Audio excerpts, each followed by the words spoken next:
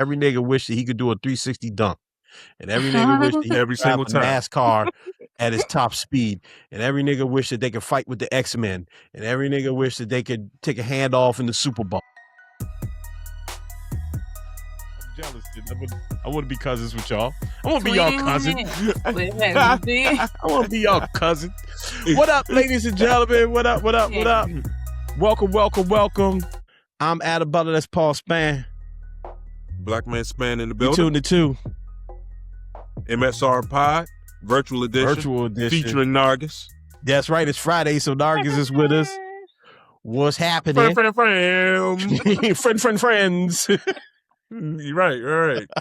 Making us look better. Hey man, you know, always, man. Birthday crew in the building. We all have birthdays. We all coming off birthdays. Everybody feeling good, a little bit older and wiser and better, right? A little bit. Yep. A little bit. All right. So we got a cool show for you guys today. Not as many topics as we did last episode. We got a couple things to talk about today, so we're going to get to it. But before that, let's get to the stuff real quick. If you want to follow us on Instagram, the MSR Tribe. Follow us on Instagram. Then follow us on Facebook, Masculinity Radio. Still don't know about TikTok. I'm not sure about TikTok. We're trying to figure it out. We're figuring it out, guys. We're figuring it out. We're still on TikTok, the MSR Pod, but I'm not sure for much longer. I don't know. I'm not feeling what they're doing over there, so we might have to get up over there. But we'll talk about that later. Anyhow, if you're watching us on YouTube, go ahead and subscribe, hit the notification bell, like the video, dislike the video, do whatever you need to do. Just get us in that algorithm. That helps out. If you listen to us on podcast platforms, go ahead and rate, review the show, hit 5 stars, do all of that stuff. All right. 100. All right. So I guess we should just go ahead and jump into it. A lot of hip hop going on. Let me ask y'all this before we actually get into the actual topic. Y'all hear that J. Cole mixtape I put in the group? Did y'all listen to that, John? I haven't finished the whole thing. I listened to the first show. I know, I'm sorry. I've heard commentary about it. Y'all ain't even listen to it. Drake, but I ain't listened to it. Hey, at least you are. Like the part I listened to the first song. All right, you ain't listened to it. I listened to the first song. I haven't listened to the full mixtape yet. Nah, the tape is dope. It's not like a whole breakdown we need to do. I'm just curious if y'all listen to it. Cole back, he rapping, right. Man. Cole rapping, man. That's the bottom line. Cole rapping, and I'm excited about J. Cole's album dropping. But it was very cool to get the little mixtape. He rapped on all Bad Boy beats, really just Biggie beats and like one Locks beat. I think 2 Locks beats and 2 Biggie beats. It's pretty cool. So check it out. DJ Clue joint, all that is real cool. So speaking of J. Cole, we're going to talk about hip hop and what they should and shouldn't be addressing in today's climate after this break. All right. So Joe Budden, shouts to the Joe Budden podcast. They had a conversation about artists today. I saw a clip on Threads. The headline was very misleading. It made it sound like he called out Tyler and Kendrick and Drake and Cole. He did not. But he did call out rappers in general. And he said that a lot of them are pussy right now because they won't talk about what's going on in Minnesota. Watch this clip. Pussy hip hop is. Wait, hot take? Go ahead. I don't think it's a hot take. I'm sick of it. It's sickening. It's sickening to think of the hip hop I came from and the hip hop I was introduced to, and think of the hip hop that other people were introduced to, and how silent hip hop is on certain matters. You niggas is pawns, pussies, and fucking puppets. All of y'all don't have a voice to say shit. Everybody. It's too silent for me. It's too silent when you see Americans getting executed on American soil. In the 80s, by America. Yeah, by America. And then they go on TV and tell you every reason that what you just saw is not what is. No time in my life could that happen and hip hop not be in an uproar. So there's Joe's opinion. Before we get started, P, I feel like this comes up every couple of years. I remember in 2020 when the uprisings were happening, No Name famously called out Cole and Kendrick by name. Said that, where are they right now? All the stuff is going on. Where are 2 of our prolific voices? Cole kind of stepped in it. I don't know if y'all remember this, but Cole kind of stepped in it. He admitted he don't be reading like that. Remember that? He said this shit. He was talking about how, he kind of tried to pose himself as like, I'm deep, but I'm not as deep as you need me to be. I'm sorry that you need me to be that deep. He did eventually. I remember when they had that little back and forth. Yes, he did eventually have a sit down with her. They got on the same page, but that's just, this happens every now and then. Whenever there's something going on in the world, there's something heavy. I remember back during the MTV TRL days, 9/11, people were upset because the Blueprint had just dropped, and Jay-Z's singles were naturally songs off of the Blueprint, and people felt like Jay-Z should be addressing what happened during 9/11. So, P, what's your opinion, man? I know you had strong opinions on this about what MCs, rappers, artists should be talking about. Should they be addressing situations, specifically what's going on with ICE in Minnesota? So here's what I'll say. Joe Budden made a lot of great points. Like, he made a lot of great points. I don't know if he's the direct messenger for that, considering that out of his like, Joe Budden as a rapper was very introspective, very self-reflective, and talked about things that were going on in his life. I don't know how revolutionary or speaking up on certain things that he was in his time. You know what I'm saying? I'm not saying that I know his has fleshed out his full catalog, but like, I don't really remember that being one of his things. You know what I'm saying? So I think some of this was more podcast Joe than anything else. And really I know he said it wasn't a hot take, but more of a hot take. Okay. But just to get into what MCs should do. Obviously, hip hop has always been a voice, right? But I don't know if any of us have the right to tell people what they should or shouldn't do, aside from the fact that I think that some of that commentary may be a bit premature in this exact vein, considering that some of the stuff that we're seeing is unprecedented. We just came off of mind you said that the caption was definitely misleading because he wasn't exactly going at Cole and Kendrick and other people, because I think that would be, and Drake, in my opinion, that would be a fallacy, considering that some of these people, like we just witnessed Kendrick Lamar do the blackest Black Super Bowl performance that we've seen in quite a while, with all sorts of with all sorts of direct notes to both Black people, to culture, to also to immigrants, and directly to the president, like directly. You know what I'm saying? So I think if his thought was, people of the past have done certain things, and he's challenging the younger generation to do certain things, I can understand that. But I think I remember when the what's the LA guy, the Clippers owner, when all that stuff happened, right? Donald Sterling. With Donald Sterling. And remember when you and I were having that conversation, and then there was a group of young women that were mad and calling Chris Paul out and calling all these people out when they hadn't given him a chance to let it stew. You understand what I'm saying? They didn't get 100%. Yeah, you're no Malcolm X and or Martin Luther King. Yeah, you're no MLK. You know what I'm saying? So like, and I really mean it for this situation in general.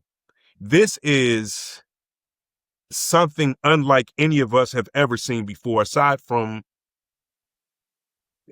seeing these things happen directly in our face, and then all of us witnessing it in time, white people getting shot and killed directly is a bit jarring. And I would venture to say there are people like Vic Mensa does his whole pulling the orange off a tree and walking forward and talking about many issues all the time. You understand? Like Doechii does address certain things in her music. You know what I'm saying? So like, I think that a call to hip hop is okay. I think that the vitriol and the way that he was going about it was a bit grandstandish. You know what I'm saying? That's just in my opinion. But I don't know that I know there are things that I like. I like thoughtful music. I like people to be reflective. I like for artists to speak on things. I don't demand that of anyone. I can dig it. I don't demand like the same way we like. I remember, there was a point in time where where everyone wanted LeBron to be the voice of things, and he was sitting there with books upside down. You know what I'm saying? Like everything isn't for everybody. Yeah, he's never gonna live that down. Everything everything isn't for everybody. You understand what I'm saying? Like yes, hip hop has definitely been a voice. You know what I'm saying in the past, and I hope that that element of it will never die. But I don't know if we can dictate the timeliness and when people should speak on something. There you go, Narcissist. Yeah. Yeah, no, can't tell nobody how they should and shouldn't be responding to something. Like, what are you doing other than calling out other people about what they need to be saying? You know what I'm saying? Like, what are you saying? Like, what's your clip? You got a loyal fan base. Yeah.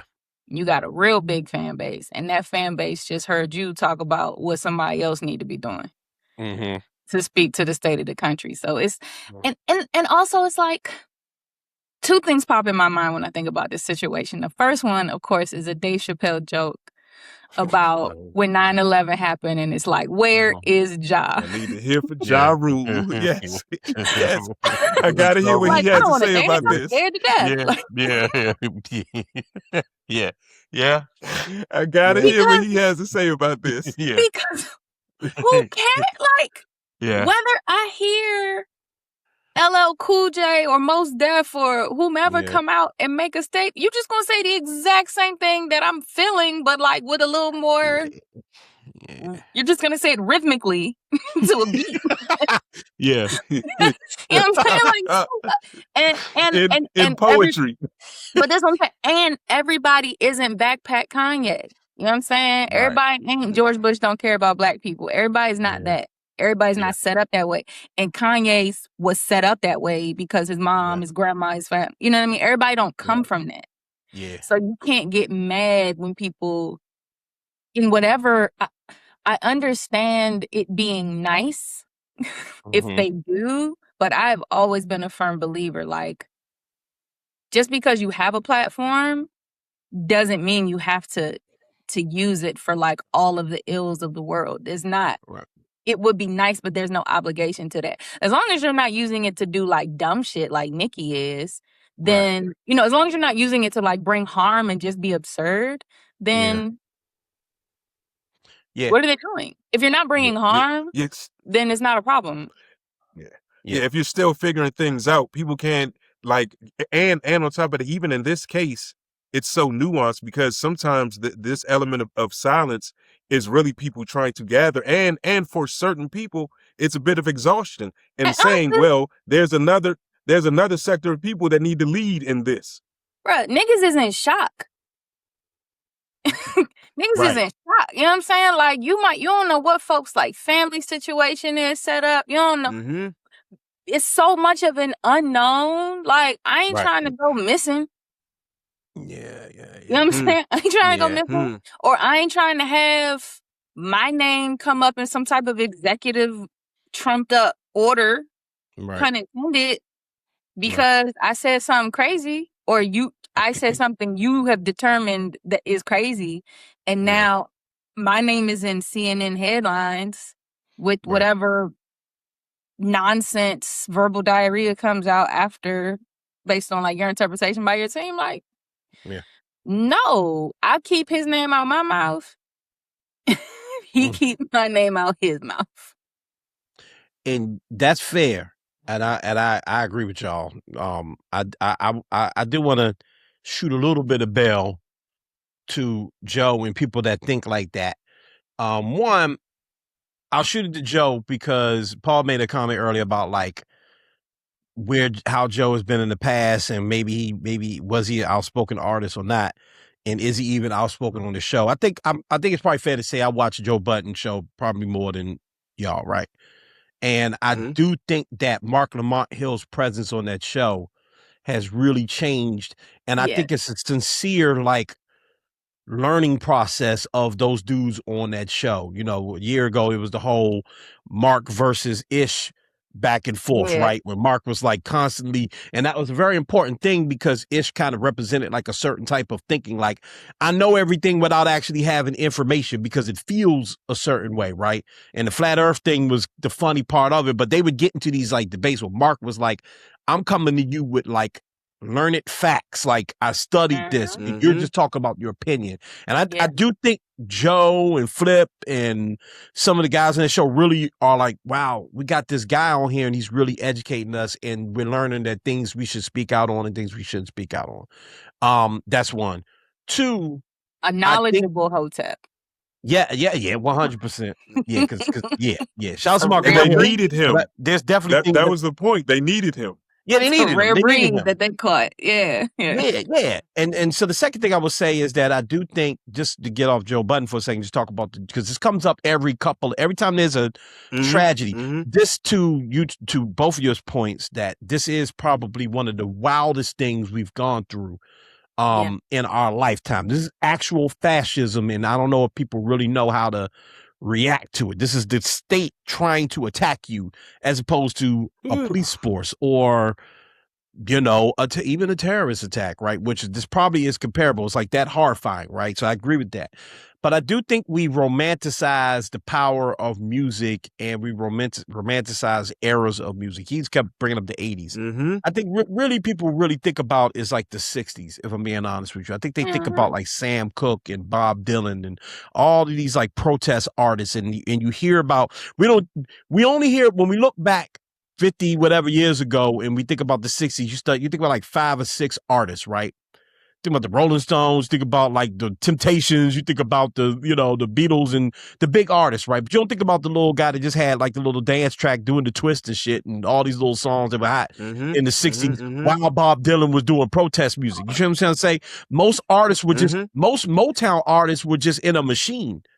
Putting out 2-minute songs that were meant to just please the part on Talk to Me with Petey Green when Petey Green goes and shits on Motown and the Motown rep calls and is like, yo, you can't talk about Motown like that. He basically saying like, yeah, you just pimp out these artists and give us little bops to dance to.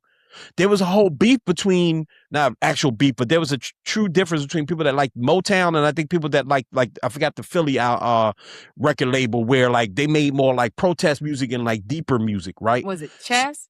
No. Probably, yes, Chess Records. I think it was Chess Records, right? Where Chess artists were like known to be a little bit more like deep. And Motown was known to just be like, they give you these like little microwave hits. Marvin Gaye had to fight about what's going on. Even like the Berry Temptations, Gordy didn't like that song. Yes, even the Temptations' second album with Rolling Stone and all that on there, like Public Rose, all that. Like when they started getting like protest, Ball of Confusion, all of that. That was not something they were trying to do. Right. So I say all that to say we remember the artists that speak out. And so I can understand that. Like, I do think it's more than you're going to speak rhythm with a rhythm, like Narcus said. I think it's like sometimes in art we can find comfort. And when sometimes an artist can provide comfort. I imagine like a song like Strange Fruit probably gave people comfort. Right. Even though you're just saying what we feel, but sometimes we just need to hear that. Thing is, we have that. We can't expect it. Well, no, we're not comforting because I think that's an important point. That's an important point. Not comforting, but assuring and just like I'm not crazy. Like it's a protest song. Yes. Yeah. Right. And we have that. That's to Paul's point. We have those artists, right? The title was misleading for us. So this even came up because I saw this title was like, he's calling out Tyler, he's calling out Drake, he's calling out all these people, right? He really wasn't. But 2 of those artists, 3, even if Tyler does it too, just in a very different way. 2 of them, we don't even know what's going to be on the fall off. Cole could just come out and just be like defending himself for apologizing for like 16 tracks. I hope he doesn't. I hope he's on his J. Cole shit, right? Like Forest Hills. Well, then you have protest music. Paul brought up Kendrick at the Super Bowl last year. I made a mistake by saying ever because Beyonce showed up to the Super Bowl with the Black Panther fits and all of the imagery. This has happened. Even Prince's performance was radical in its own way, right? We have artists like this. We had and have artists like this, but you just can't expect it from NBA Youngboy and Lil Baby and certain artists ain't on that. And to be frank, I just watched the NBA Youngboy interview and it was incredibly disappointing and shockingly bad. The boy can barely speak. It's wild. But I don't want to hear him to the Ja Rule point. I don't want to hear what NBA Youngboy has to say. But he's probably going to say some shit that I whole disagree with. So just make your bops, bro. Make your bops and do your thing. The artists that have that in them, some of them you don't want to hear from. You don't want to hear the new Yasin Bey music. You don't want to hear it. Y'all not going to talk about it on the Joe Budden podcast. You're not going to review Yasin Bey's new album. You're not going to break it down. What you're going to do is try to break down, the new Travis Scott. Well, Travis, I don't want to hear that from Travis. Just do what you do. So I agree with y'all 100%. I just shoot him that bell because I do think there is some enlightening happening on that show, just as a listener of that show. So I'm a little hesitant to go, well, you didn't used to do this. So now I think they are trying, but I think that is a misguided take to be like, I need all these rappers to be talking about Minnesota. Minnesota's happening before our eyes. This is new. Yes. It's brand new. Like we're figuring out how to talk about it. It's why we had a lawyer on. It's why we have KG on to talk about these things. Because sometimes we don't even know what to say about it. We don't want to mislead people. You know what I mean? And Black people are still trying to figure out how to feel about this. Right. Like some people, are still trying to figure out what exactly am I saying? And I think that it's important to allow a little bit of breath for this, because you don't know what's going to happen in the future. Yeah. You know what I'm saying? You don't know what type of music is going to be made or what type. And on top of that, people speak out in different ways now. Like a lot of people have their own platforms to literally speak. They just go on there and just speak without having to put, like I said, when you think about Vic Mensa and different people like that, they just speak without, I'm sure they'll make certain things in his music, but nowadays with the element of podcasts, with, the fact that people use their personal media to be that, they're still just speaking. Yeah. Can I say something real quick, Nargis, just real fast? Paul brought up different media, and we've talked about this on this show in our Aiden Ross conversation. We talked about how hip hop isn't really represented by the music anymore. It's really represented by the personalities, and a lot of personalities are streamers and such like that, right? And again, to shoot bail to anyone that thinks that hip hop is failing right now is not necessarily because of the rappers. Yeah, some rappers have disappointed. Snoop did a Trump event during the inauguration. Nelly continues to do these little MAGA shows. Ludacris got caught up. Somebody booked him on a MAGA show. He realized he was on a MAGA show, quickly got out of it. But it's like, oh, God, every now and then you find out an artist cares more about money than the people, right? Or they just so uninformed that they will end up being booked on a MAGA show and not realize they're on a MAGA show and then have to get themselves off of it. So artists can disappoint, but who's really disappointing are the mouthpieces for hip hop. And so I do think that you have true blue open Republicans. I pick on the dude every week, but Aiden Ross is a representative of hip hop, sadly, right now. Like a lot of these dudes that during the election were very openly like, yo, whatever, that bread, Trump gonna give me that bread. Sexy Red with her comments a few years ago, right? Or last year, whenever that was, right? You have these hip hop artists that it does feel like Nicki Minaj. It does feel like when they are speaking out, they're usually so wrong and so uninformed and sometimes kind of evil. But I don't put that on all of hip hop, and I don't put that on all art. Honestly, Hollywood and the music industry is notoriously left. I imagine at the Oscars, every other speech, when someone's going to win Best Actor or Best Director, and their whole speech is going to be about ICE. They're not even going to mention their movie. I can guarantee it. Do I need that? No, I don't. That's good to know. But it's not going to do anything. That's not going to stop an ICE agent from dragging an immigrant out of their car or a white person and just shooting them. The only thing that's going to stop it is action. And unless an artist is about that, unless their music is promoting action, then whatever. You're not disappointing me if you don't make a song about this. You know what I mean? You're not disappointing me. Like it's whatever. I just had to say that real quick. Now you had any other thoughts?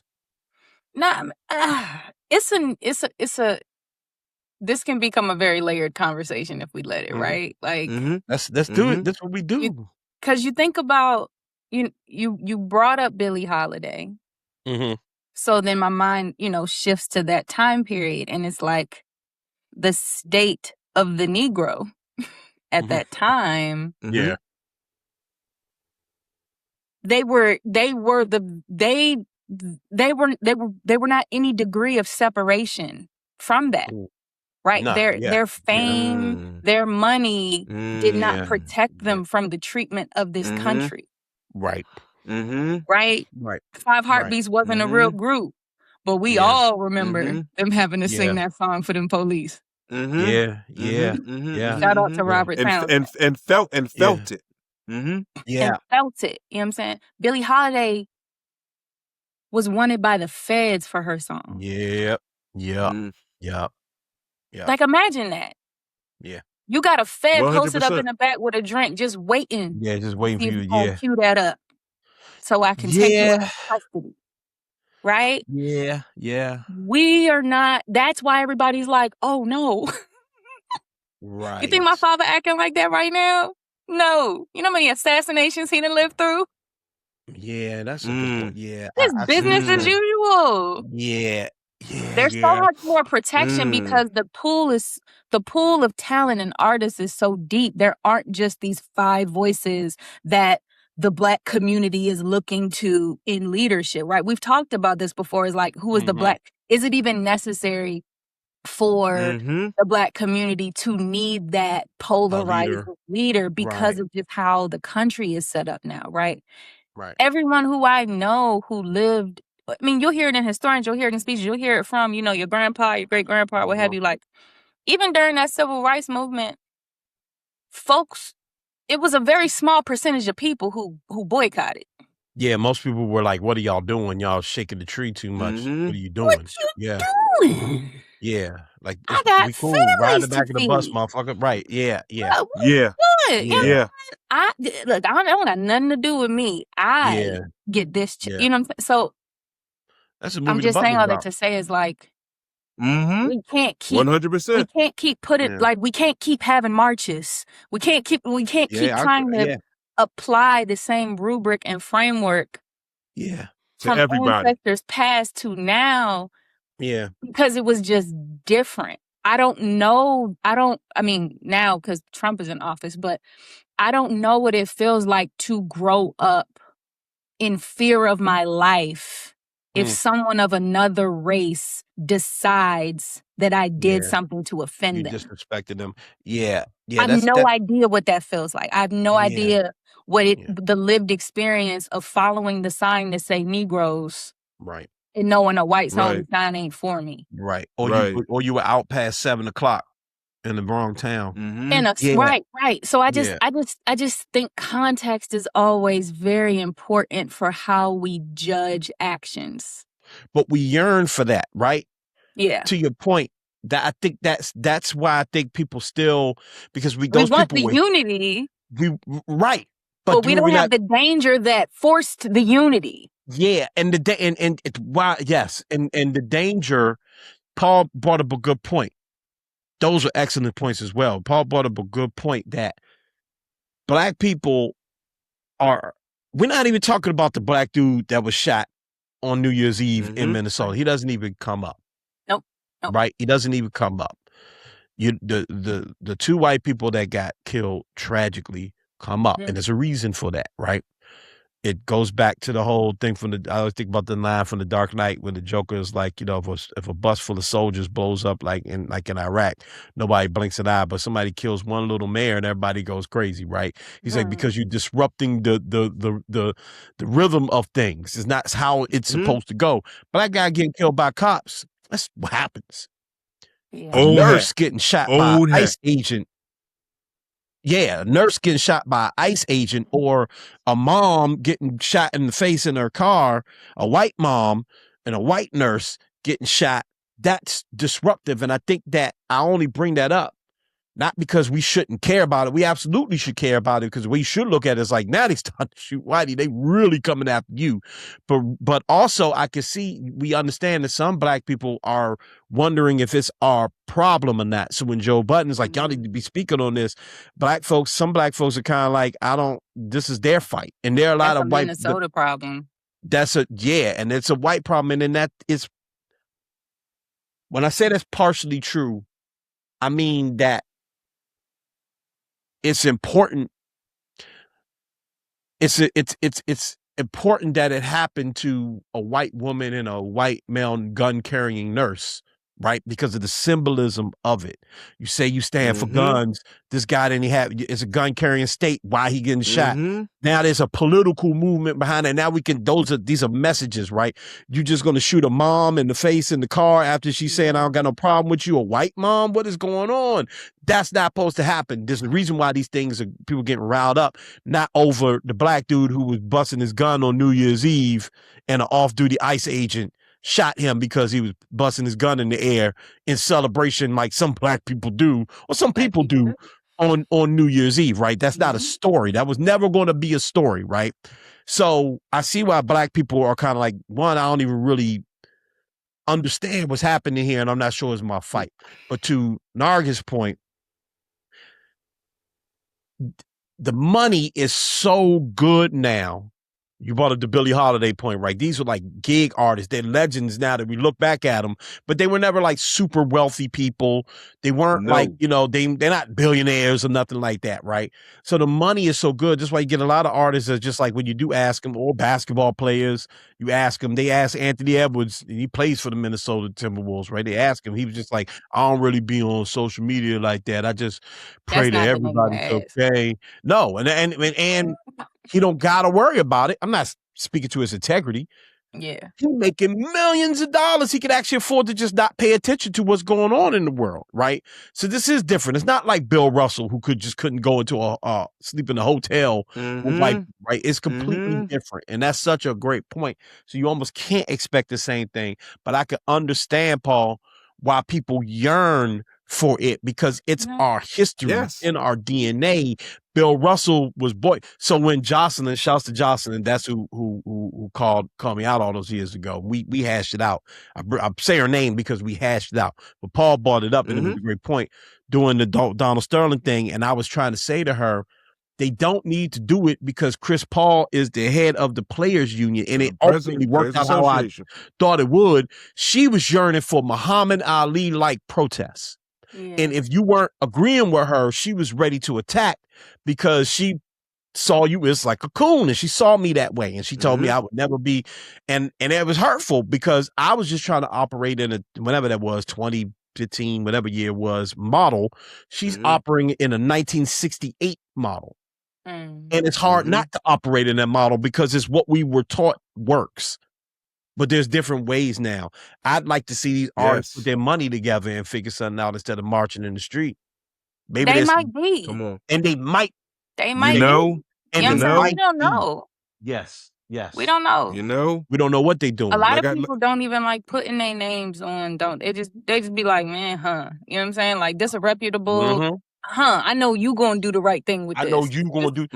People, Paul. Before I don't keep cutting you up, but no, go ahead, bro. People are, Jay-Z is probably one of the most critiqued men on the planet.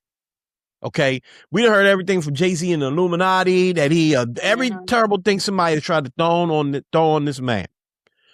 Okay, and I'm not saying he's a perfect man. I'm sure Jay-Z is who he is. But one thing Jay-Z known for is getting niggas out of jail. He got to, paying off their taxes, paying off people's taxes, buying people's masters for them, paying Bammers, bailing Bammers, having whole situations where he got like Rock Nation has like a whole wing when they just like get people out of jail. Like they just get bail for people and get people out of jail. To me, that's way more effective than grandstanding, frankly. Thank you. Thank you. I love Kendrick Lamar, but I appreciate what he did at the Super Bowl, and that's what Kendrick has to offer. I don't know what Kendrick does on the side. I don't know what Drake does. Drake could have a whole system where he bailing Bammers out. I don't know. You know what I mean? Like, I'm not going to judge none of them. I'll judge them on their music and whether whether you seem like a decent person or not. But I don't know what you're doing with your money, and you could be, to Narc's point, you could be doing a whole lot. You know what I'm saying, P? No, 100%. 100%. Like we that's what I'm saying. Like, even if we stick case specificity to this, what's happening right now, this is unprecedented currently. So that's what I'm saying. I think some of those judgments are pretty premature because we're all like we're all still have our shock value to us. Like when honestly, we just broke down all the things that happened. And then when you really put them in the utter recesses of your mind, it is really wild. Yeah. Like it's really wild. It's just like, well, damn. And even and per like what you were talking about, Adam, like I can understand how, like, understand the ultimate bottom line of certain things goes to the fabric of this country. A lot of it goes to the throes of white supremacy. A lot of it goes to what everything is with what's having itself to manifest now, right? So I can understand certain people in the Black community to say, listen, I'm not devoid of caring about things. I'm not, and I'm not saying that I don't care. I'm not saying that at all. What I'm saying is now that everyone's eyes are beginning to be open and they're seeing what's happening, and we can point to a thing that's allowing this to happen, because you can look at your lives are being taken also for a reasoning for a greater thing that's trying to be accomplished. You understand what I'm saying? I can understand where certain people of our community go, look, man, we've been fighting the grand fight forever. Yeah. Forever. And I'm not excusing people to just be flippant about things. That is not what I'm saying. But what I'm saying is I understand why some people can be at pause at certain things, and other people can just be confused. And other people are just still trying to figure it out and still think, well, okay, how much of this do I care about? How much of it do I say? Well, shoot, man, we've been trying to say this for years and wasn't nobody listening to us. And I can even understand how certain people are jaded. I don't exactly agree with that. I think that that's not it's not helping anything propel forward. Right. You know what I'm saying? But I understand it. And I'm not going to point fingers at them and go, man, you're overtly problematic and you're this, that, and the third. Keep figuring it out, and we'll see what happens as the future unfolds. Like, prayerfully, this stuff will stop. Aside from the fact that certain things we can do, like, get out and vote. Like, understand, I'm not even saying that any part of this system is perfect, because it is not. Right. But there are small steps that we can make to help change elements of this trajectory. And that's important. Yeah. I knocked my camera. Hold on, bro. Okay. I ain't see that. Yeah. Adam was like, what just happened? I got you. I got you all worked up. The whole camera just tilted over and shit. You're not doing it. You're not doing enough, Adam. I'm not doing enough. You know what I'm saying? Yeah. Yeah. But no, man, let me count my one. All right. No, I understand that completely. And again, I understand why people are yearning for people they admire to speak out on things. It will always be like that. You brought up LeBron James earlier. LeBron James is better at actions than speaking out on things. When he spoke on things, like he stepped in it with the China situation all those years ago. The symbolism of trying to read biography of Malcolm X and all that shit. You clearly ain't read the book. All that's terrible. But when it comes to the school, when it comes to donating, when it comes to doing shit, we I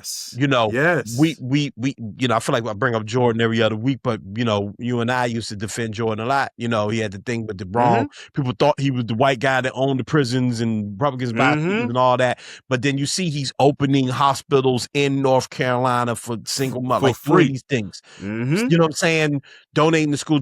So again, he's not a talk. When he talks, he can only speak basketball language. This with Michael Jordan, he only talks basketball. When he talks about anything else, he sounds kind of crazy because his brain don't work like that. He ain't that guy. He's not. So he's not that guy. It's rare when you get a Jim Brown or a Bill Russell or name that athlete Ali? that Ali, yeah, an Ali. Muhammad Ali, yes. Yeah, and I was trying to think of somebody. I was trying to think of somebody even more modern, because there's more modern athletes that were better at it too. But it doesn't matter. Point is, Kyrie. Hey, listen, Kyrie. 100. No. Hey, listen, I'm gonna give Kyrie credit. I disagreed with him during COVID, and that's okay. That's just a disagreement on like a medicine, honestly. Like we don't have to agree on that. Okay, even my thoughts have changed on that. I don't take the vaccine as much as I used to. I took it, but I'm not getting boosted every other month like people suggest you do. So, cool. No, and again, that's not just because he and I disagree. I can't speak for y'all. He and I disagreed on that does not mean the other shit he stands tall on is wrong. Kyrie's heart is in the right place. So yeah, Kyrie Irving definitely 100%. He just so tarnished by sitting out all those games because of the vaccine. But if you put that to the side, even the thing that happened and retweeting that thing of that movie that one time, but he claimed he said he ain't even watched the damn movie. So we could forgive him. Not forgive him, it's whatever. What he stands on is a man I admire. 100%. And so, no, 100%. Kyrie is definitely of that. And again, I think the last thing I say about it, y'all, is that pay attention to the people that are doing it instead of focusing on the people that aren't. The people that aren't doing it for a reason. Either they speaking with their money or you don't want to hear what they got to say. They just going to piss you off. They just going to disappoint you. Yeah. Focus on yourself. Or focus on you. So much energy. Yeah. Like silence doesn't equal complacency. Like, why are you looking to the millionaire when, again, you start at a local level to. Yeah. And that's a whole nother conversation. Why we need. Yeah. So. Yeah. To make actual effective change. Yep. Yeah. Like 100%. And me personally, man. Yeah. Hey, like one more thing. We have this microphone. No, go P. I'm sorry. Go ahead. And no. We have this microphone. We have this microphone in front of us, and I always have time to say anything that I truthfully feel, and whatever's going to happen is going to happen. Like I'm not saying I don't like care about that because I care about certain things, but God has given us the ability to do this, and per my power, I will definitely speak on the things that I feel are necessary and be as forthright and truthful as I can. Maybe I'm right sometimes, maybe I'm wrong, but I'm going to be 100% genuine and real with it. Word up. Word up. Y'all niggas see T.I. cut his hair? I did. Yeah. I did. On the more important things. Yeah, he got tired of the backlash. Yeah, he got to. You know what I'm he saying? got that Adam Butler problem, okay? I know it. You know what I'm saying? He just don't got no locks sticking out of that head. Yeah, them locks was fading away. Shouts to Tip, all he had to do was, cut that down low, go ahead and grab himself a one, and he right back in the game. Listen, I'm telling you. That technology is crazy, man. Hey, barbers are magicians. I'm just about to say, T.I. figured out something. I'm gonna tell you, man. Listen, man. Shout outs to my barber Antoine, boy. The boy know how to blend you up. Paul, I'm telling Paul, man, I got a video from like 3 years ago. My dad was crying, laughing at it. I was like, man, if you want to feel good about yourself, you want to feel like a human again.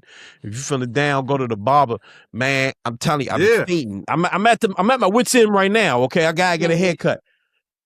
Man, Tom gonna blend me up. I'm gonna look like I got a healthy head of hair. Okay, I'm look like I'm a young man. I look like I'm 20 and shit. Hey, the Bama gave me waves. Right. The Bama, I wish my you know what I'm saying? Man, I had you looking crazy. Had you looking nice. Waves. I got waves again like I'm 6 months. Had you spinning out this jump. That shit's spinning. I ain't had to get no Beijing. I ain't had to go to Denmark and get a enhancement. Right. Nigga, just get you a good barber. Only problem is you gotta see that barber every 2 weeks. Because once it go back, business. You're gonna have you a George Jefferson. You looking crazy. All right, and you're gonna have the hatfish. You're gonna have the hatfish.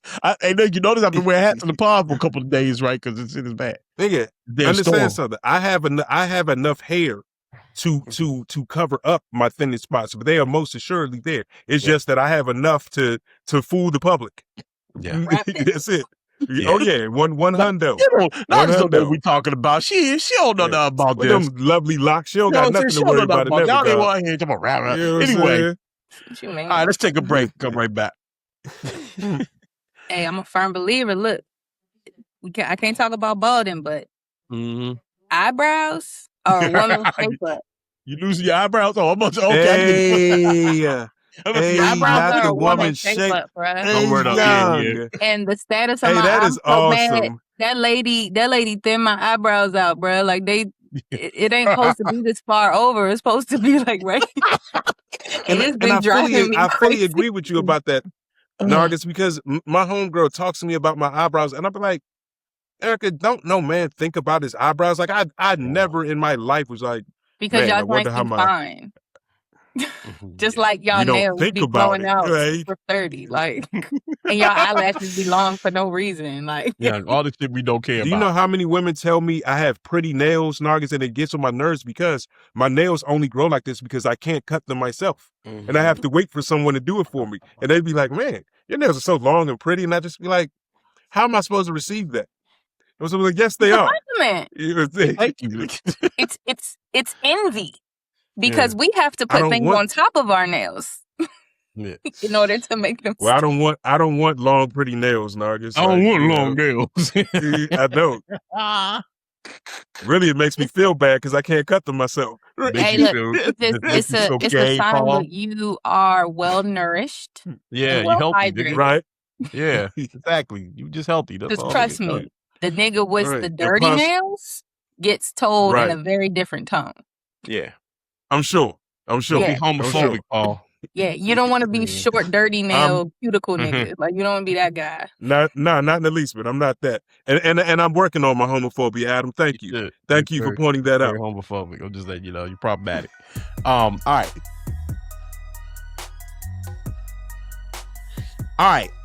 So there's a video floating around. Paul, you shared this video, right? You the one that put the video in the group. Mm-hmm. Was it you or was this movie? Okay, it was you. No, okay. It was me. Look, just check this out. Paul said, "Look at this." Right, yeah, look at this. Right, let's talk about this. So yeah, check out this video. And I heard you say something, man. Come on. I didn't like it. I didn't like it. Let's do it. You said that's a strong statement. A man is not a man if he does not provide 100% for a woman. When we're looking at our grandfathers and people like that, people who we used to call real men, because I come from that situation where, boom, father came in that situation, handled 3 kids that wasn't his. You know what I'm saying? That right there, I'm looking at that. Oh, yeah, that was a man. I hear what you're saying, handling your household if you have a wife and she has your kids. But to say a man is not a man means that my manhood is predicated on my money. And how can my manhood be predicated on my money when you and I didn't have money our whole life? So what you saying, we weren't men before we got some money? Oh, every time I went with a woman, I took care of everything. Every time I'm talking about baby mama staying with me 100%. But for the men. So I hate videos like this. I mean, no disrespect to these brothers. I don't know y'all, man. Y'all dudes trying to pod, whatever. You know, to me, this sounds like red pill shit. I hate it. I hate it. As a married man, I can't stand it. All right. But I do want to, we can break it down a little bit. Okay. Being a breadwinner, if I'm being honest, every man wants to feel like they the breadwinner. Okay. We gonna operate in reality here. I don't want to bullshit nobody. Okay.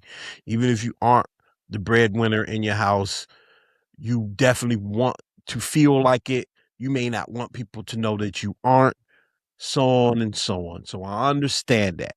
And I'm going to be all honest, even if it's not realistic or practical or whatever, every man wants to feel like he could just take care of his family with his check. Yeah. Okay? Every man wants to feel like that. I'm stressing wants to feel, just like every nigga wish that he could do a 360 dunk. And every nigga wish that he every single time NASCAR at his top speed. And every nigga wish that they could fight with the X-Men. And every nigga wish that they could take a handoff in the Super Bowl. You understand what I'm saying? Every nigga feel like if you just put me in the game right quick, this nigga Terry McLaurin put me in the game. Every nigga feel like that. I'm the one missing ingredient. Every nigga got the breakaway sweats in the back of underneath the suit jacket. Every nigga saying, the suit jacket, ready to go, yo. Steph Curry cold like man. Fuck that. Put me in the game. Yeah. How could you let James Harden score 20 on you? Fuck that. Put me on him. Every nigga feel like that. Hey, that's hilarious. Okay. Every dude. We all fantasize, okay? I was watching Wonder Man last night and I was thinking, damn, what if I was Wonder Man? That'd be cool. Okay? That don't mean it's a reality. Oh, man. Right. So yes, would it be cool for me to say to my wife right now to go out there and be like, yo, you don't gotta work no more. You ain't gotta do nothing. I got you. Yes, that would make me feel like a real man. Okay. Mm-hmm. And yes, there are some women that want it. I'll let I'm sure Nargis, I don't want to speak for women. You know what I mean? Nargis are representation of women, so she has to speak for all women. Now. Right. Universal. Right now, you speak for women. But speak for women, Nargis. With all of us. Speak for women, Nargis. Had a meeting before we got on here. Yeah, all the women. Yeah, like listen to Nargis. I got my cue cards, y'all. I'm ready to go. We got no, but seriously, with the woman delegation. Right. The only man you on the show to represent every woman on the planet. No, but yeah, I think of course there are women, we've all, men have dated women like this. You've met women who desire to be taken care of and what have you. But to say that's what you gotta do, and if you aren't a man, is so wildly ridiculous. Yeah. Not only just it's 2026, households cost, people buying houses that cost almost $1 million. Millions of dollars. Okay, and you're not even getting like a mansion for that. You're getting a house. Okay, a house. Yes. You live in a city. You got to pay for daycare. You got to pay for this. You got to pay for that. That's just from a man's perspective. It's not even respectful to women and what women may want to do and what agency women want to have within their own household. She's not your slave. Okay, you're not buying property. So that's my speech about that. Okay, that's my speech on that. I hate niggas that talk like this. I think it's problematic as fuck. And to get slightly serious, just for a second before I wrap this up, I think that people that listen to this, I think this is why you end up getting dudes who don't know how to treat women, don't know how to be around women. We did the show a couple weeks ago, Paul, about dudes, 18 to 25-year-olds. Say they don't even talk how to talk to women. They don't know. And the reason why they won't talk to women is not because they're scared of them, because they are scared of them, but not because they bashful, but because they think so poorly of them that they don't even want to communicate with them because they think women want niggas like this. And so that's my thoughts on that. What say you, representative of women? Yeah, I mean, everyone, all women, like, again, context, right? Yeah. So to your point, the whole purpose of being married was this family and this land and these cows about to merge with this family. With these goats and the water source. The woman's role is this. The man's role is to go be a hunter-gatherer, to come home and breed. And she has to make sure the kids stay alive. As long as there's not a bear or a lion, in which case the man has to kill the bear. That's and not the her lion job anymore. Right. Or virus. Or spoiled milk. Right. Yeah. Fast forward a little bit, 50s, women could not do anything without the consent of their husband. You couldn't even move as an equal citizen in society. It's like, where is your chaperone? Yeah. Where is your man? Yeah. Right? Yeah. There were some instances where those marriages were loving and they were just understood gender roles, and there were other relationships where that was used as, it was weaponized. Women were controlled. They could not leave a horrible situation because they literally had no rights. And there would have been like a whole scarlet letter on them if they were to leave this man. Yeah. Fast forward to 2026, right? Some of those ideologies, this, I just had this conversation this morning, not this morning, this afternoon, where I was just like, if Black people taught more emotional intelligence and had more health screenings, we would be better. we would I'm dead. 100, man. I'm dead. 100. I feel that. If we make sure that this new generation goes to the doctor, and sits with their feelings and communicates those feelings, we'd be all right. Killing the game. Yeah. Killing the game. Eat food, drink Problem water. solved. Yeah. Problem solved. He done. You know and I'm saying that because, you know, boys are taught to provide. Yeah. Girls are taught to be provided for. However, be able to provide for yourself. Right. If need be. Right. Don't never need a man for something. Right. But if he's available, take him what he got. Take that something. Take that. Capitalize on that. Because it's hard out. Because being a woman is hard as it is. Right? And I think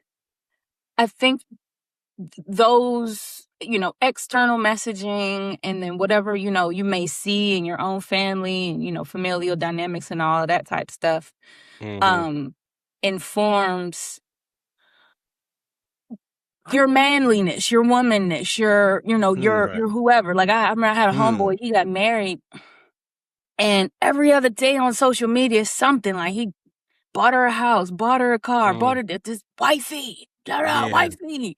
And I was talking to my husband, and I was like, man, I hope you don't feel like he gotta chill out. We get it. You love her. You know what I'm saying? Like you know, we not. Now we get it though.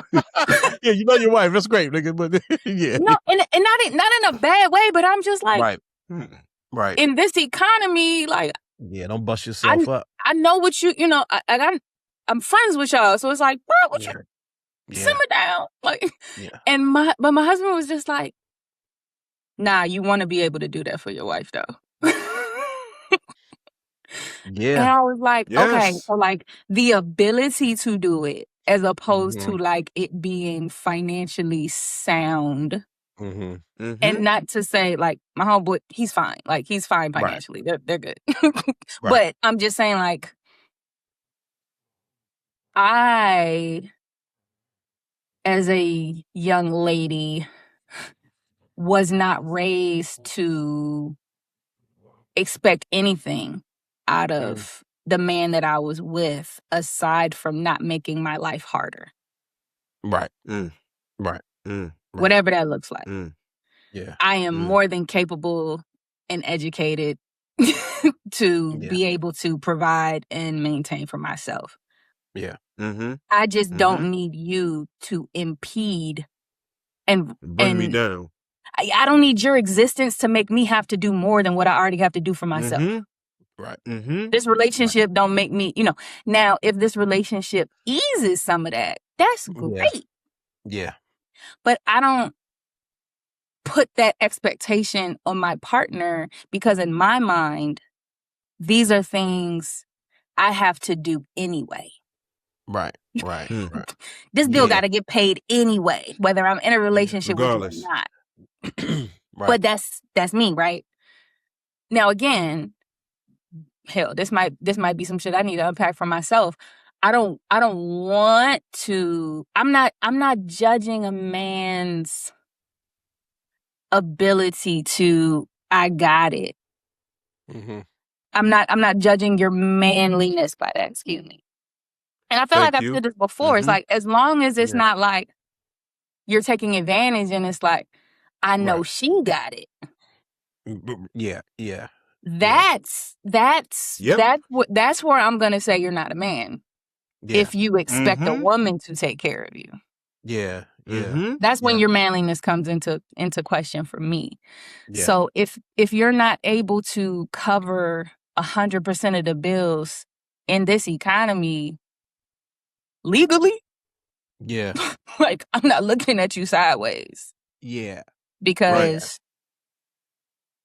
bro, where? I'm in the South and it's expensive. And I come home and I hear about $750,000 townhomes. What? Yeah. What? That's crazy. That's an island. Yeah. Like, you know what I'm saying? So yeah, that was very long-winded. No, but you know, ultimately, I mean, I that is not progressive, healthy thinking. And I think as a sympathizer and empathizer to the Black man, because I love Black men, and we love that you. is just not a burden that I feel comfortable putting on fellow Black men that I love and care about, because I already know the pressure that your existence comes with.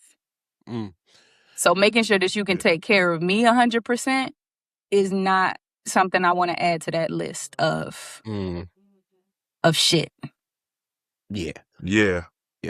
Like bros assertions and men like him that make these bold, flippant statements, right? That make these, you're not a man if you can't do this and you can't do that. Like you already attested to, Adam, it's utterly ridiculous. Like utterly ridiculous, even the extremities that they go in, because what it does is it assumes that we're talking about men with no ambition. It assumes that it assumes that we're talking about fuckboys, right? That's what that assumes. There are all sorts of 100% men that have tried businesses.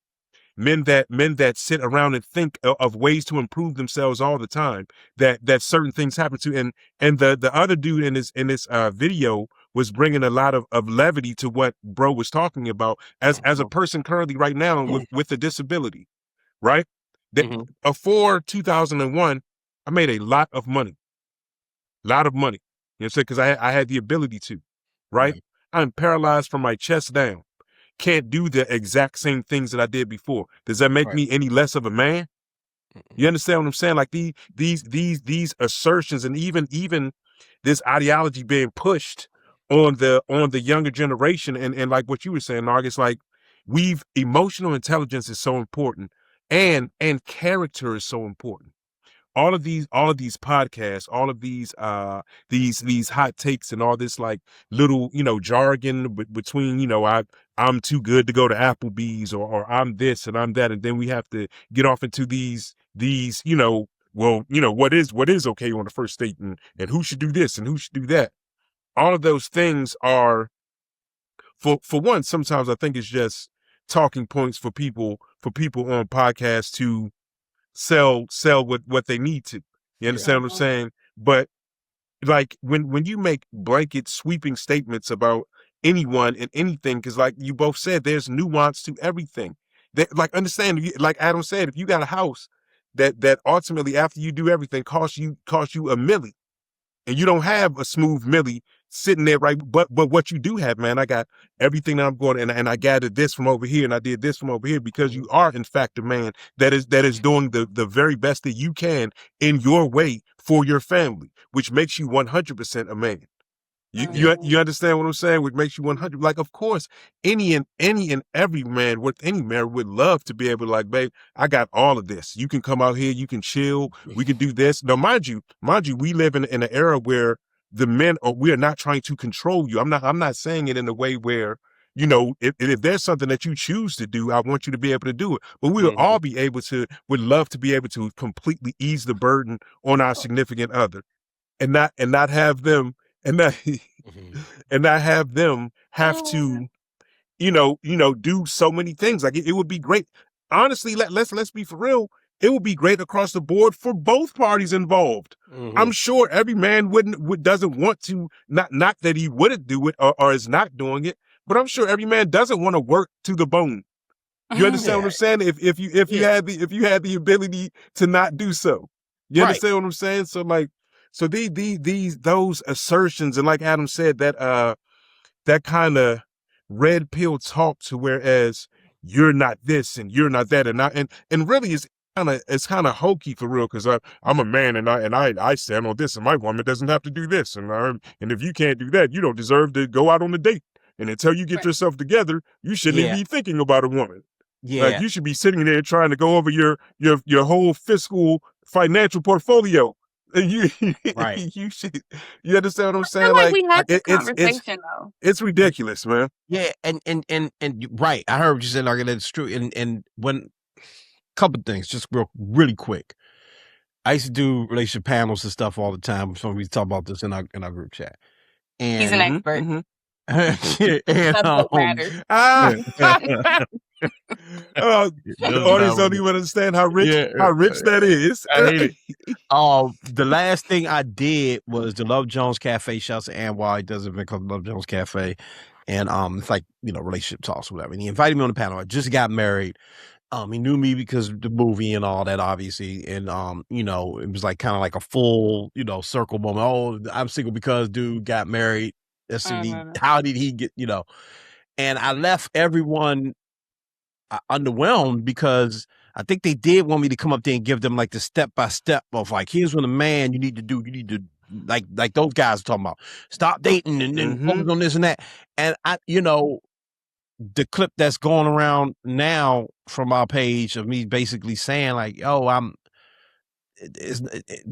I wasn't looking for it, but when I found it, it was what I wanted. It just clicked like that. Even in that clip, what you don't hear is Smooth going, but what made you think like that? Remember that, P? He was like, after I see, he was like, but what did it? And I was like, no, I don't know. Like, I'm trying to tell you. It did it. Whatever that was, it did it. Right. So that's one thing. To what both of you were saying about like manhood and obviously I can't speak on womanhood, but you sound like my That's awesome. That's awesome. No. To woman to manhood is that what I owe my wife and what I think men owe their wives is your best, right? You mentioned something, Paul. You mentioned about like being like a you didn't say this word, but like just to paraphrase, like being like a loser or being like a fuckboy. That's how you said it, right? And I have this, right? Like I've had podcasting since before I met my wife, right? And one thing I told her that has changed since we got married is that I will never, as much as I'm going to chase my dreams, I'm never going to chase them at the detriment of my marriage, your family, and my family, right? Meaning, I'm going to do this, but I'm going to have me a job, right? That's my promise to her, because I have to put them first, putting food on the table, all of those things. Hey, baby, come first, right? That doesn't mean my wife, obviously, look, my wife is a superstar. She is a VP. She makes bread. She's doing so well. I'm lucky. Okay. But it's not like I'm not living off her. You know what I'm saying? Like we still have to do things together. Right. And so I gotta continue to show her the effort and live by my word. And the thing about manhood is like it's that whole, Scarface, my balls and my word is what I got. Right. Come on. So some of the old school things do play into it. Right. What's up, lady? What's happening? Look at all that beautiful hair. I swear, man, I mean, my daughter so much, man. I'm gonna go get my daughter and wake her up and bring her. But not wake her up. Wake her up. And like, come on. Hey man, get up. Hey man, get up. We gotta have it. We gotta have it. Right, we gotta have a cute off. Come join it, right? Exactly. If I'm gonna piss my wife off, I'll do that. But just wake the baby up and shit.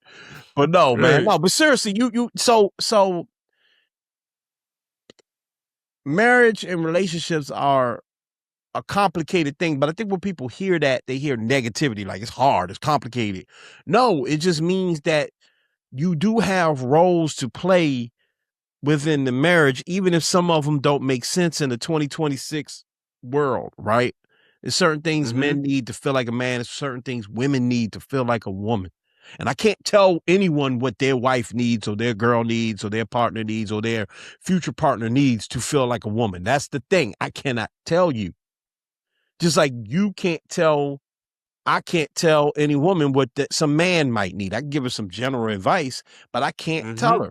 You know what I mean? So that's the tricky thing. And that's why I don't appreciate a lot of relationship talk, because to use Clarence's word, a lot of it is disingenuous. It's not considering the context, right? Narg just did a great job of breaking down the history of marriage. We probably wanted like the third generation of humans getting married for love. And not utility, right? And not utility. My wife didn't need me. How about that? That woman did not need me. She loved you. She just loved me. She didn't need me. She was doing just fine without my ass. Okay? She did not need me to come in and pay bills and take care of shit. She didn't need me. She's marrying me and she's staying with me, my rusty black ass, because she loves me. And she cares about me. Right? And so now you have to offer different things in a marriage that maybe your granddaddy offered or your great granddad offered when your great grandma couldn't get a bank account. Right. You know what I mean? And so it's just different. And that's why advice like this, we could give as men, we could try to give men, if you want to just talk to men, and I'll be quiet after this. If you want to just talk to men and give men manly advice, like boys man advice, I'm down with that. I do think that more men need to talk to boys and help them along their path. And I think the way we usually do it, we don't always need to do it from this tough, like militant perspective. Like, no, we do not. Like Nargis said, like we need to teach people to be in their feelings, to understand their feelings, to understand that you're still a human. You're gonna have feelings. In fact, you being more in tune with your feelings will make you a better husband one day, because you won't be kirking off on her. You won't be sitting around quiet and shit, not talking and making her wonder what the fuck going on. You know what I mean? But if you want to offer advice to young men, then we could do that. We could talk about how you should handle trying to be an entrepreneur. If you want to, should you do this before that? All of that is cool, but don't put it in the context of conquering a woman. That's what I don't like. You only do it in the only advice I'm trying to give you is so you can one day get the ultimate prize, which is, I don't know, the daughter's still in the room, which is women. No, I'll just put it like that. Yeah, which is pussy. Okay. And that's how men, and I know that's how a lot of men, they're not looking at it like you're getting partnership and love and being in a loving relationship. Is once you get all that bread and you got yourself together and you got all this, dog, and you the man, you gonna get that ultimate prize. You can get you a baddie. And that is dangerous to me. And So there's this poet that I love, and I've when I did my read a book, I featured her on there. That's actually who I named my daughter after. Okay. And there's a line that's like, just because they desire you doesn't mean they value you. And right, hey, let's go. But that just unpacked so much, right? Just for myself, of like, okay, what situations did I put myself in where I was desired, but I wasn't valued, right? What was I pursuing where I didn't necessarily value like who that person was? There was just a desire, there was a lust, there was a something, right? Right. And I think that same thing, like men have to, y'all have to have those male conversations to recognize your value is not connected to your ability to be a financial provider. Yeah. Because I think a lot of men, some of my friends who are on this panel, have discounted what they can bring to a relationship based on whatever their financial circumstance may be in that moment. Right. And you can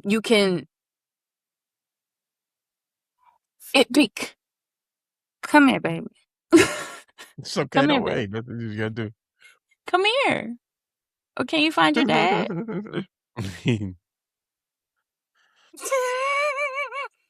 I understand. I understand. I know it. So Yeah. I'm gonna see if she let me cook. Yeah.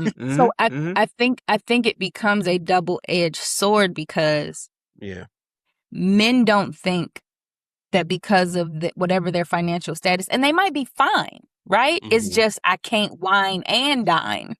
Right. Right. So because I can't wine and dine, and I think that's what women want. Yeah. I don't think that I can approach any women, or there's only certain women that I can approach. Right. And then women in turn, a woman in turn is like, oh, he only this?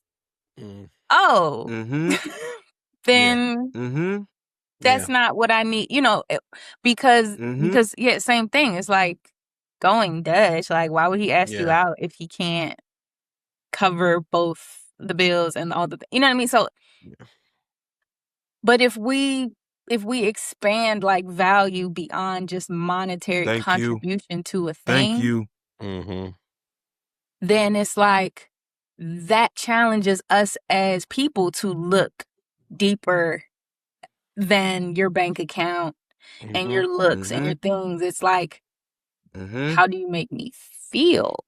Right. How courteous are you when we interact with one another? Do you listen to me when I talk? Or is our whole interaction just about how pretty I am and where am I from? Like, the value of a good conversation has no price tag, right? Yeah. But I don't that's just not, oh Lord, she done got my phone. That's just not, we don't talk about that. Thank you, babe. Yeah. You brought it to me. Yeah. We just don't we just don't talk about it that way. So, you know what I mean? I just think it's important that, we continue to redefine.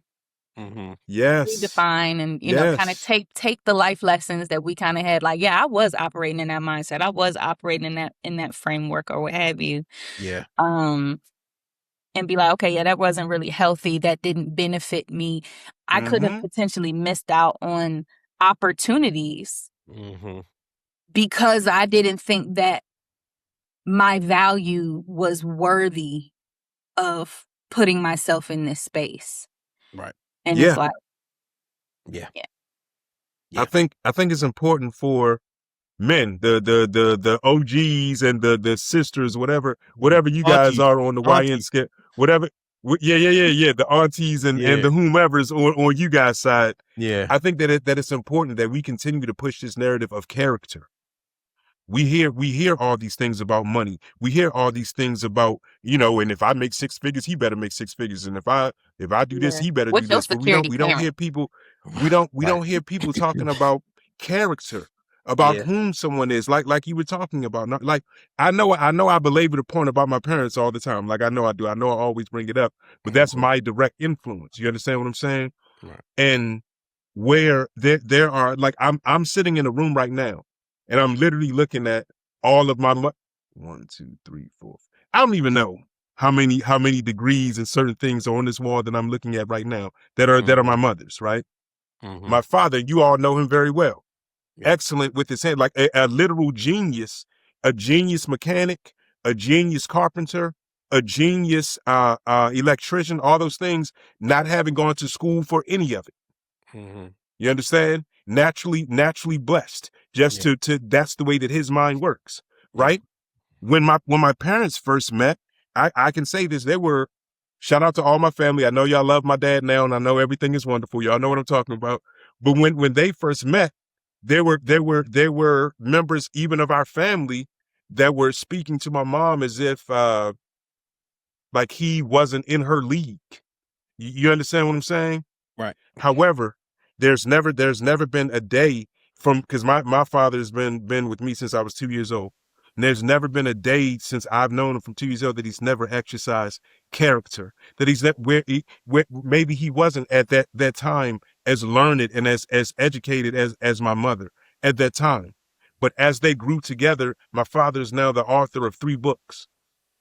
You understand what I'm saying? Because both of them focus on the character of who my dad wasn't afraid to approach my mother and not even intimidated by the grand things that she had going on. And she didn't dismiss him because he wasn't doing those same things. Yeah. So I think now, like with this jargon, with, girl, if he ain't doing this and he ain't doing that, and no one said anything about, like, does he lift you up? Like, does he like when I talk to men and even young ladies, when I have the chance, I always let them know that, like, a man should always exalt you. He should talk to you in a, like, people that want to control you are going to try to put you down. They're going to try to make you feel a certain way about yourself, whether they have money or they don't. You can have someone that's 100% well off and can fully take care of you, that doesn't, like Narga said, it doesn't value you. Mm-hmm. And you can have someone that just has great character and he's trying to figure it out, that 100% values you but can't do those exact same things that this other guy can do at this time. You see what I'm saying? So I think that it's just important that we push back against these outdated narratives and let people know, like, there's a lot of things that I had to do with my son. I taught my son how to cook and taught him how to do all sorts of things, because I'm gonna be for real with you guys. I didn't know what the climate of women would be like when this Bama was older.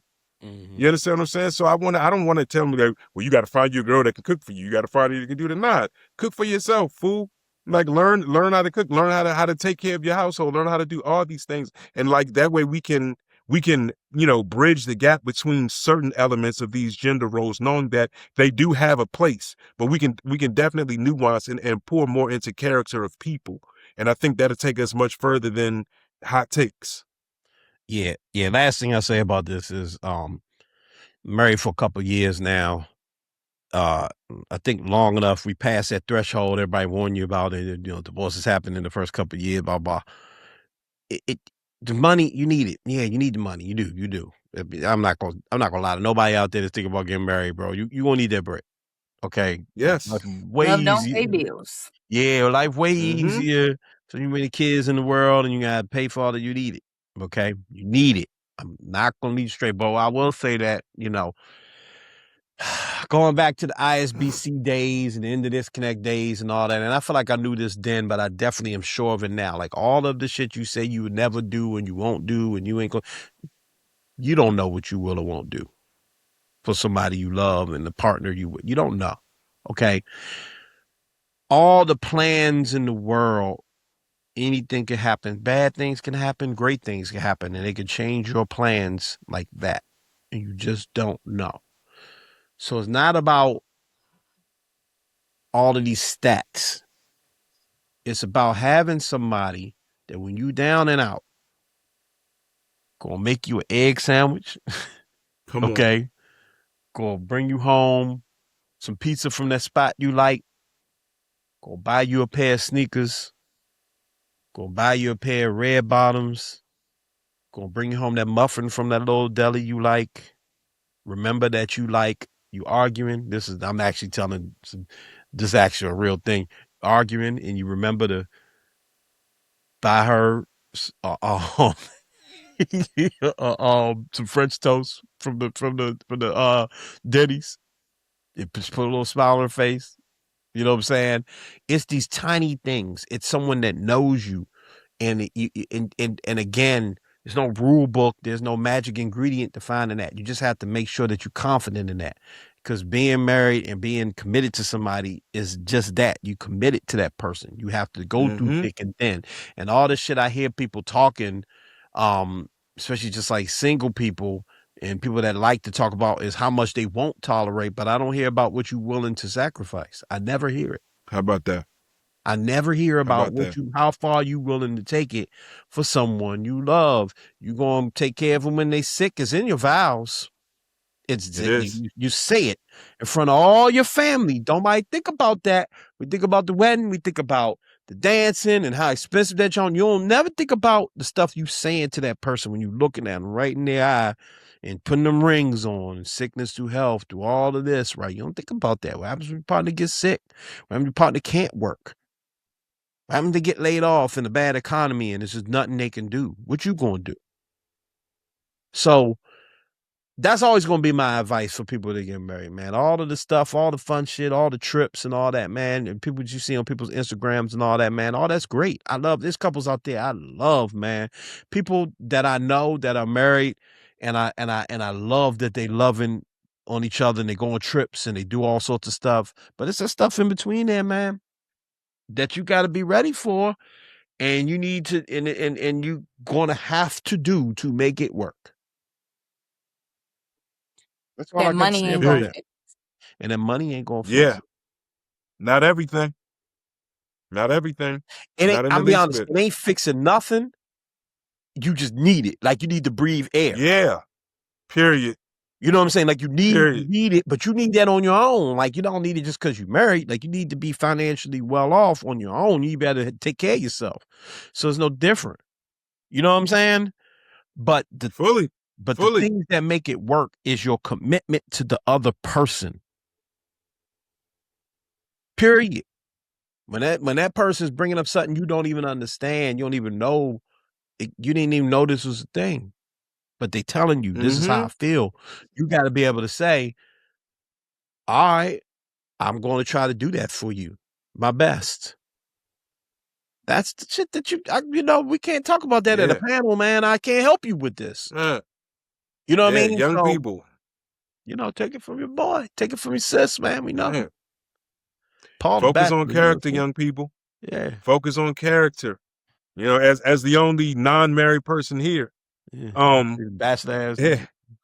You know what I'm saying? Focus on character though, man. Like really, really like, for yourself. Firstly, as a man, focus on your actual character, the man that you present to the world. Are you even someone that is proud of yourself?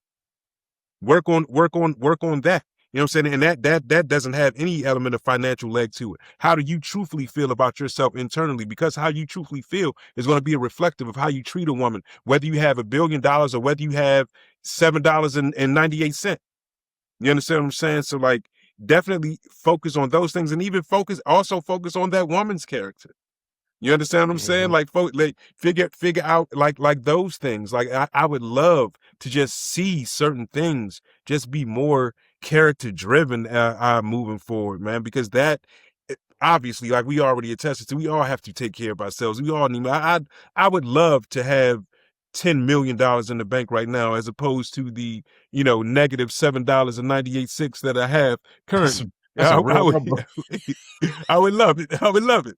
I would love it. You know what I'm saying? But yeah.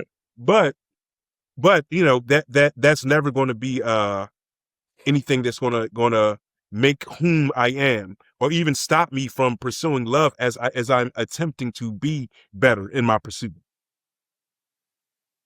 Go ahead, Darkest, close us out, man. Say something profound. Woman. for the women. I think you're on mute. No, because my daughter's tearing up something behind me, and I'm trying. Yeah, it's all good. We get it. You see how wonderfully you're balancing things? You're such a wonderful, strong woman. I mean, I'm just thinking of like, again, I guess I just have an affinity for like history, like you think about I think about all of these like amazing polarizing leaders who died in poverty, right? Whose funerals had to be sponsored, right? Yeah. Who, I don't think Malcolm X was all that rich, right? Yeah, no, he died pretty Dr. broke. King wasn't all that rich. Coretta wasn't like rolling in dough when she passed away, right? But in no way would anyone dare to question their manliness, their manhood, their ability to lead. Right. But these were not wealthy men. These were not rich men. Yeah. Right? Marcus Garvey. Like we can Red Fox. Like we can name people, right? Who weren't necessarily wealthy men. Yeah. Right? But they lived good lives. They lived righteous lives. They led in the way that they were able to lead. They brought value in the spaces that like God blessed them to be able to like bring value into these spaces. Yeah. But money is not what like defines their legacy. Right. And I think that's important for both men and women. It's like money is an amazing tool that gives you access to things, right? That gives you the ability to do. But it in no way, because we know rich, horrible people. Horrible. Yeah. Right? I'm sure none of the women Diddy was with would, take you paying all the bills versus like just saying nice things to me. Yeah. And not objectifying me and talking And about what I can do out in the hallway. Yeah. Right. Beating my ass and just viewing me as something to conquer, to collect, to keep from somebody else, So, I just think I am just very I appreciate kind of the weight and the gravity that like our generation is charged with as we transition into being the old heads and the elders and like what we really have to be conscious of communicating the good, the bad, and the ugly, right? I think everyone, Adam, I don't know if you did this, but I know like with my siblings, we had this we've had this internal dialogue of like, these are the awesome things I saw that my parents did that I want to do. And these are the great things that my parents did that I refuse to pass down. That I am going to go to therapy to unpack, to make sure that like this thing is not going to somehow subconsciously be inherited or passed down to my kid. Like, cause I don't want this particular mindset, or I recognize the harm that this mindset or this ideology can bring and impact and potentially like handicap the emotional growth that I want my children, or just young people who I love and care about to be able to like flourish and like fill up the room as themselves to the fullest capacity. Right. So like, I just think it's important that we have that. We have these conversations to like be aware so that we can in turn have that conversation down and inform the actions and the words that we demonstrate to the youth. And that's that. Yeah. That's that. Killed it. That's my cousin, by the way, guys. Good chat, y'all. This is a good show. I appreciate Most y'all. definitely. I appreciate y'all. We did, but I like talking about stuff like this. There's a lot of tough stuff to talk about. We can talk about ICE and Trump and all this stuff every single day, and it's important to talk about these things. But sometimes just talking about life is just fun to do, man. So and I think the audience appreciates that as well. So I like it. I like it. Argus, good job. Thank you. Always appreciate a pleasure. You enjoy your take care of that little lady. Take care of that little lady. Before we go, remember, follow us on Instagram, the MSR Tribe. Follow us on Facebook, Masculinity Radio. While we're still on TikTok, the MSR Pod. If you're watching us on YouTube, remember to like and subscribe to the channel. Hit the notification bell, comment on the video, share the video, get us up in the algorithm, man. We appreciate all the growth that we've seen so far. We really do.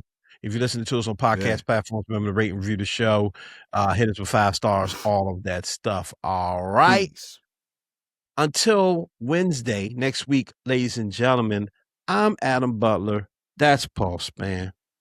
Paul Blackman Spann exiting the building. Remember to be great.